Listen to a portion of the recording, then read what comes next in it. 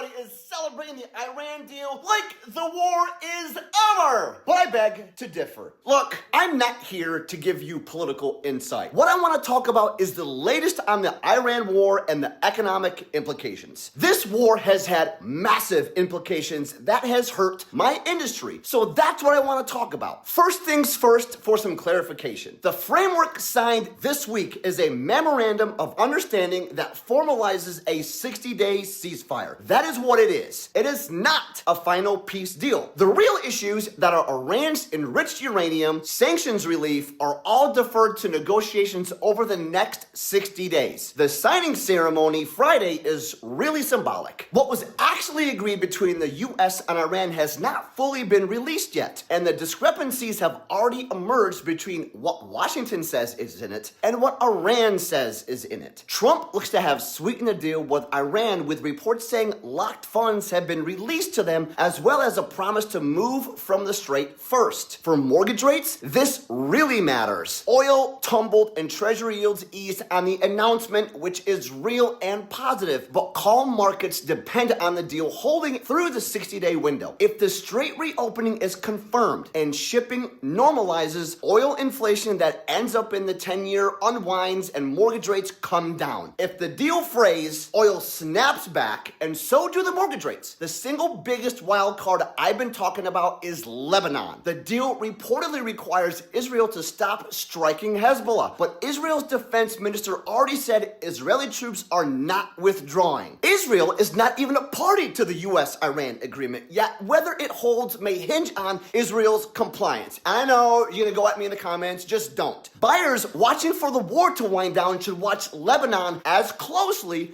as the strait. Now listen, the housing market in your local area comes down to supply and demand. But with the impact the war has had on the economy, inflation, and rates, I understand why some may feel hesitant. I get it. The truth is that we can't see the light at the end of the tunnel. If the war persists and inflation runs higher, do you really want to see higher interest rates and higher home prices when you go to buy a home? No! This isn't a scare tactic, but I'm just being open and honest. Everyone's situation is different. There is no one-size-fits-all answer to whether you should or shouldn't refi or purchase your first house. It's very important you start at least speaking with a broker to plan out your options now or for later this year. If you don't know how to act, I'm Angelo, Charlotte Mortgage Broker, servicing North Carolina, South Carolina, and Florida. Comment, rate. If you want me to message you directly to start to refi or purchase, or fill out the form in my bio to get started, and I'll reach out to you directly.